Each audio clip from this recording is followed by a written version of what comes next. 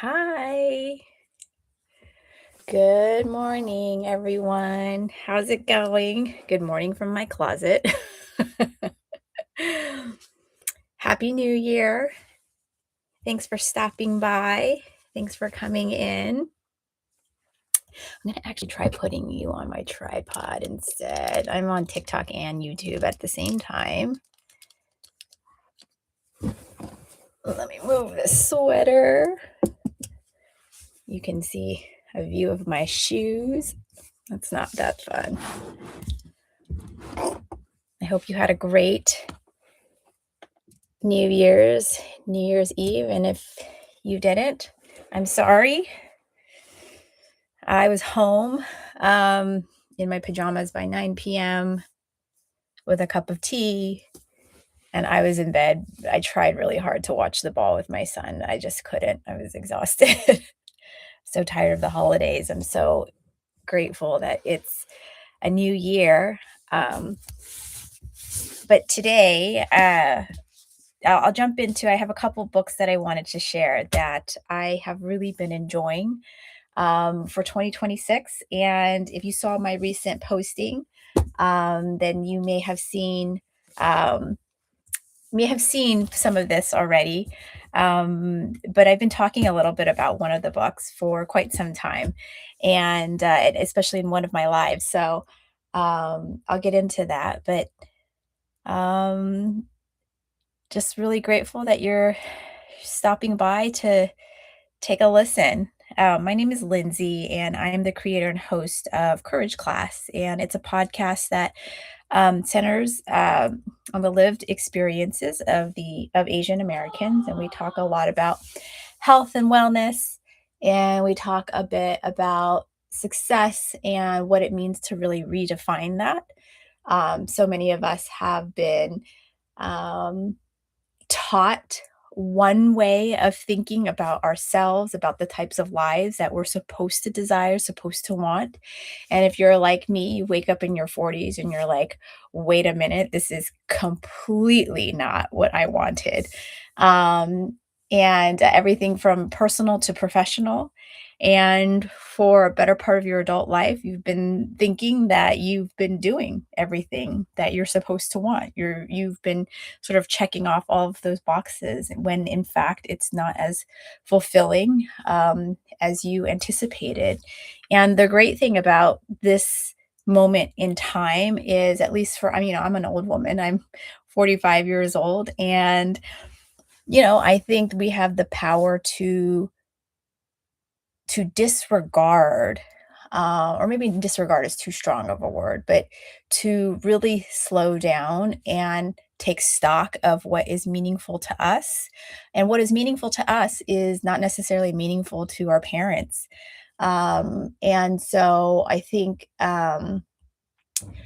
for previous generations, the pathway to a quote good life was to get married, was to have children, and to have very gender specific roles within the family, get good grades, go to a top university. And, like, there's nothing wrong with any of the above. It's just a matter of whether or not the above sort of fits what you define as success. And there's so much empowerment now, especially in this moment of time, to be able to honestly reconsider, rethink that, and then to ultimately reject that. Um, and that's something that I certainly did in the last couple of years. 2024 in particular was a really difficult year because that was the year that I personally did tons of therapy, lots of self-development work, listened to every self-development podcast under the sun, you name it. I was probably listening to it, consuming a lot of literature around self-development habits and practices. And just really surrounded myself with voices who were like, you don't have to want what you have, and it's okay to stop wanting that, and to stop being on that path, and to choose and define a pathway for your own. And that took a lot of work. I'll just be really, really honest. That took a lot of sort of digging down and being okay with what I wanted. understanding that there's nothing wrong at all with putting yourself first in your own life, which sounds so odd to say out loud because, of course, you should put yourself first. But that's not necessarily what we're taught, especially as an Asian American community. We're not taught to want, we're taught to do for others. And that there's nothing wrong with that. But when that becomes your identity and your agency for doing things, and that's when it becomes a very sort of unhealthy context, if you will. So that's just a little bit about me, and I'm happy to go into that if anyone has any questions. But I do want to talk about some books that I have really been enjoying, that I'm really taking with me into 2026. It has been a core part of the changes that I have thought about and pursued. And the first book is Dr. Martha Beck, The Way of Integrity. This is an older book. And when I say older, when was it printed? It was only printed within the last couple of years. But Dr. Martha Beck, she's a Harvard trained sociologist, and a life coach. And I think she's most well known, or maybe not most well known, but she has been sort of at Oprah's side, if you will. And she tends to be more. She's very research based. She's so well read. She's so creative and thoughtful about the way she understands sort of different fields and different industries. And she stitches those understandings together to formulate sort of her hypothesis or her framework, rather. Um, and I just love her so much because she totally represents exactly who she embodies, like living a life for herself. There is no sort of hesitation, at least from my perspective as an outsider looking in, there's no hesitation to who she wants to be. She just goes out and she lives it. And I really admire that about her. And so that for sure comes through like in her podcast and sort of her teachings, certainly in her book. She's a bit on the quirkier side. She's very like woo woo. But I think again, if this is important to you and it's important to me, I think it's important to a lot of people, right, that there's a research basis for what she's saying. And so that is for sure represented in her book, The Way of Integrity. And what she really, this is what I really felt like it was a practical guide for understanding how to listen to your internal dialogue, how to shut out the noise, the chatter that tells you, oh, this is what you should be doing. And she offers very practical strategies for how to quiet that, how to shut that down so that you can begin to really listen to yourself. Um, Not only are you listening to yourself, but you're also um, it's giving you, good data for what you really want. It allows you to really hear your sort of internal dialogue, and that's super powerful because, we get so busy on the day to day. We're, paying bills. If you're a parent, you have a job, like, there's so much on your plate. Like, what do you mean? Like, I have to get quiet. It's really hard to get quiet. She offers some really amazing questions for you to consider as you go on your journey to really understand what you truly want for your life. And it gives you this wonderful permission to be able to um, think about what you want and then to start taking those steps to pursuing that. And what I just especially love about her is that she is so incredible about saying culture, society, family will tell you, persistently message to you what you're supposed to want, and that's a very harmful, potentially harmful, thing for you to, I know it's harmful in my own life, for you to constantly hear. And so she really, again, this is like a permission slip for you to stop, to listen, and to honor what your internal dialogue is really saying. And again, this is by Dr. Martha Beck, The Way of Integrity. It's an old book. This is a library book, by the way. I borrow a lot of my books from the library. I'm not the person who goes through and like highlights persistently, but I take notes. And so this is an older book. It for sure is probably available in your local library. And it's a really easy read. It's a quick read. And there are, exercises within, key questions for you to consider. But again, she really gives you permission to reject what culture, society, even family is saying to you, in order to pursue what you really want in your own life. And I think that that for me for in 2026 is like really a key theme, because as an Asian American, it's obviously an Asian American woman, we're persistently messaged and told exactly what to do, what to want, what kind of life we should pursue. In fact, it's even a joke for some of us in this Asian community that our parents give us the choice of doctor, lawyer, engineer. That's what we're told we're supposed to be. So again, Dr. Martha Beck, great read, easy read. You can get it at your local library if you don't want to purchase it. The second book I want to talk about is I don't have it, a physical copy. I have it on an audiobook actually, is Die with Zero by Bill Perkins. And this really revolutionized the way that I think about um, spending money and even spending time with family. I want to caveat this with he is a really famous investor. He's not telling you necessarily to like.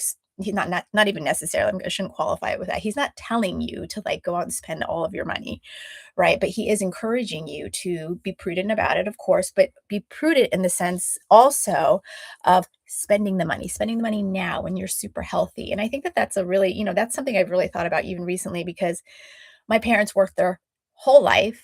And just this past fall, they planned this amazing trip, international trip. It was their first or one of very few international trips that they were actually taking for pleasure.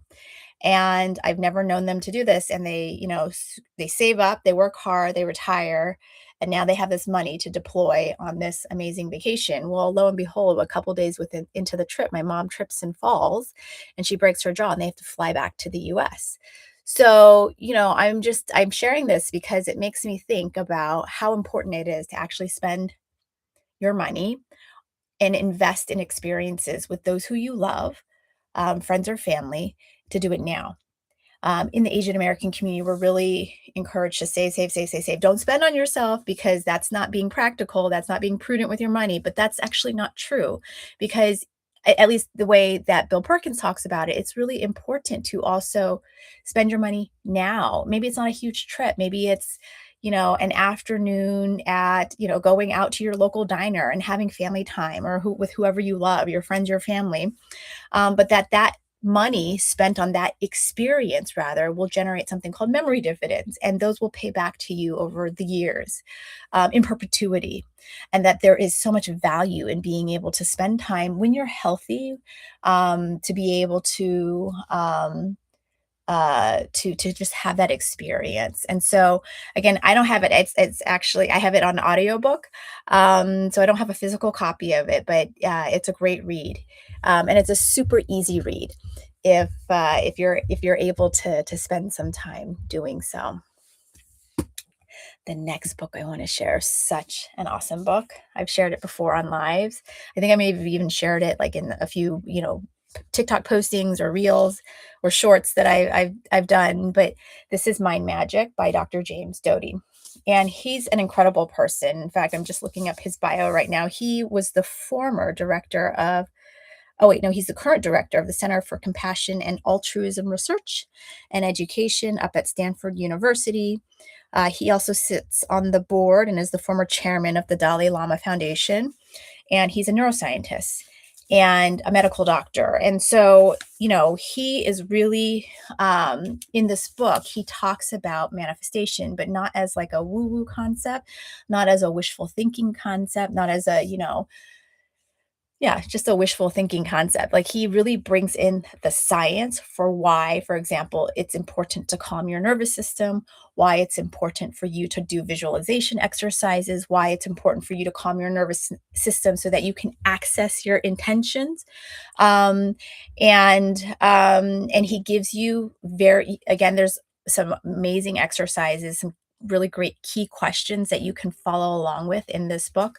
But he just does such a wonderful and accessible job. It's a really easy read. I mean, he talks about, the nervous system. He really breaks that down. And I have to be honest, that's something that, the medical language or the physiological language is the academic language. Sometimes like it's hard, it's difficult to read, but he makes it very easy, very accessible. And there's some amazing exercises that you can practice as you calm your nervous system, or visualization exercises. He talks about how important it is to do persistent visualization exercises for um, when you are thinking about sort of the life that you want or the goal that you want to achieve. It's important to like really visualize it and to feel it.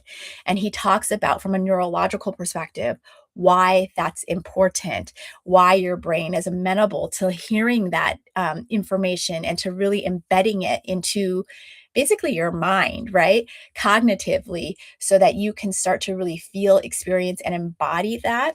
And you can start to make really bold moves to walking towards the life that you really want and envision for yourself. So, highly recommend. Very easy read, accessible read as well. I like these accessible authors who make things like super easy, right? And who also have guided exercises for you to consider. You don't have to do them, obviously, but if you do have the time to like answer some of the short essay questions that he does have, it's really powerful because it helps you to really, I mean, when else are you going to really think about um, when else are you going to really think about, pursuing, um, you know, visualizing or feeling? Sorry, I just noticed that my son joined the live. Um, when else are you going to really start to feel the experience that you envision having for yourself? This is a great book to help you to really jog that thinking. So go out and get it. Mind Magic by Dr. James Doty. Again, it's about manifestation, but it's a very practical book. It gives you some very practical strategies. Um, the other book that I want to share with all of you is called Code, The Culture Code by Daniel Coyle. Now, I thought this was an incredible read because it really brought to bear the importance um, of really seeing people in your group when you're trying to create community, when you're trying to build trust across a team, for example. It's so important to build in psychological safety, to permit people to make mistakes, to be creative, and then to make mistakes as a result of their creativity. And there's nothing wrong with that. That's a very normal, very human experience, to not shame them, right? Um, and to also create a true sense of belonging so that people feel permitted to be able to bring their whole and entire selves to that. So I think it's, Daniel Coyle, it was this book, The Culture Code, was originally written to for a business community, if you're leading like a small team, or not a small team, but a team rather. But I really thought about the principles he was talking about inside the context of building community. And that for me is so important, that people in my presence feel seen, they feel heard, they feel their story sort of reflected in what we're talking about on Courage Class. I think it's an applicable book that you can use around creating a community, that you can even use with your family, um, that you can use, across friendship groups. I think that it's applicable to any group that you are a part of, because who doesn't want to be seen? Who doesn't want to be heard? Who doesn't want to be considered for their true, authentic self in any sort of setting? Um, I imagine there's no one out there that wouldn't want that when they're part of a group. And so um, he gives some amazing examples. He looks at all kinds of teams in tech companies. Of course, the Navy SEALs. That seems to be such a popular sort of context to look at leadership. So he leverages experiences and accounts from that team, and other high performing teams. I think it's just it's an amazing read if you think about building community. And again, it's a business book, and it's typically written for that community, but you can for sure apply the principles to any group that you're trying to create. Okay, rounding out my final book. Hi, can you give me a second? Yeah. Thank you. Um, My final book is Big Asian Energy, and this is by John Wang. And this is an incredible book for anybody in the Asian American community who, again, who needs a permission slip to frankly take up more space and to do so unapologetically. This is an amazing book, amazing particularly because it speaks to the Asian community. But what John has done is something really remarkable. He has worked with a psychologist. He has gone into the research to identify 7 key patterns that could perpetually show up in his Asian American or Asian clients, but just in the Asian groups broadly. And he talks about these patterns not necessarily as like a diagnosis or there's something wrong with you, but as potentially patterns that hold us back from showing up as our true authentic selves. And when I read through these 7 different patterns, first of all, I was very uncomfortable because I was like, oh, I feel like this is really speaking to what's going on in my life and the way I operate and function in other contexts. But it was also such a relief. It was such a relief to know that, oh, I'm normal. And not only am I normal, but there are other people in my community who broadly experience what he's talking about. And so reading that really gave me personally such great comfort. I also think that this is an incredible book because he offers some very practical strategies. I'm totally into like practicality. Can you tell? Like practical strategies, practical strategies. But John really offers some very practical, grounded strategies in terms of how to show up authentically as yourself without feeling like you're taking away from your cultural background. And I know for me at least, and I feel this way so much from people in the Asian American community that that's a very important component. Like we're very proud of being Asian American. Um, and I also can understand and relate to some of the challenges that people in my community sometimes experience. And so, um, understanding that I can leverage my culture as a strength, that I don't have to be embarrassed of it, that it's not something I have to sort of stuff down or hide in a work context, but to understand how to leverage, build upon, learn some new skills, and again, to show up authentically as who we are, because that's the only way to show up, right? To do so in any other context is an exhausting way to live your life, to be somebody else that you know is not true to who you are. If there's anything you walk away from today, it's that there is so much literature. Big Asian Energy, we have The Culture Code by Daniel Coyle. We have Mind Magic by Dr. James Doty. We have Dr. Martha Beck, The Way of Integrity, and Bill Perkins. Oh my gosh, totally blanking, having a perimenopause moment.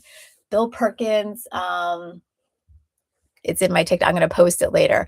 But understanding that you can show up authentically as you are is really the theme of Courage Class. And so I really invite you to join our community.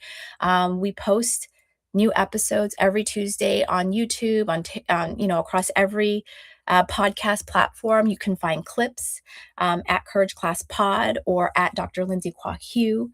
But the purpose is really to, I hope, make you feel seen, make your experience feel seen, to encourage you to see your culture, your background as a strength and not something necessarily to hide, and to give you permission to build upon that, and to recognize that whatever you truly, truly want, it actually already lives inside of you. You already know what you truly want. It's just a matter of shutting out the noise and getting quiet with yourself to really access that information. And I get it. It's day to day is so stressful, right? You have jobs, if you're a parent, you have work, you have bills to pay. There's just so much to think about. You have people to think about giving, caregiving for. And so there's just a lot. And even in the midst of the what feels sometimes like chaos, it is possible to get quiet and to really access that. You don't need someone to tell you what to want in life. It actually is something that already exists inside of you. And that is really the purpose of Courage Class, to help you to access that information, to help you to build upon your cultural background or your background, and to see that as a strength, not as a deficit. And so I hope that you are able to take time and to join, and I hope that you're able to listen. So I want to thank each and every single one of you for stopping by to say hello. Again, my name is Dr. Lindsay Kwok Hugh. I'm the creator and host of Courage Class, a podcast that centers on the experiences of Asian Americans. We talk about health, wellness, success, and redefining that, and to really understand what that means to you personally. So you don't come to Courage Class to get information on what it is you're supposed to want. You come to Courage Class to understand how to access what you already know inside of yourself, for what you want in your life. And we give you, I hope, some practical strategies, in addition to these amazing books that I've shared, practical strategies for how exactly to do that. So thank you so much for joining. Come back next week. We're going to continue talking about 2026. We're going to talk about visualization boards. Next week's podcast is actually on creating a vision board, visualization board, a vision board. But it's not what you think. It's not about clipping articles from magazines or pictures from magazines and posting it and framing it on. It's not that. That can be part of the process, but we're bringing in an expert to talk about how to set intention, what that looks like and sounds like. That's on the podcast. In addition to, she's going to actually look at my my vision board from last year and give me a critique, some coaching around it. It's a very vulnerable episode, but I hope that you have an opportunity to tune in. And so that's going to be released next Tuesday. So thanks so much, everyone. Bye.